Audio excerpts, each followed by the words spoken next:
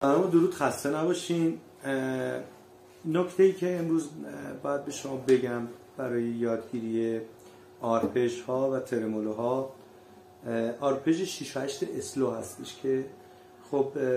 نحوه نواختنش به صورت تیراندوه، به این شکل که ما با شستمون به صورت تیراندو روی سیم چهارمی ضربه وارد میکنیم و بعد با انگشت آیمون سیم سوم ضربه تیراندو مینوازیم، با انگشت اممون سیم دوم ضربه تیراندو و سیم اول دوباره ضربه تیراندو با انگشت ام، بعد دوباره با انگشت اممون سیم دوم و باز انگشت آیمون سیم سوم. پس می شود 1 2 3 4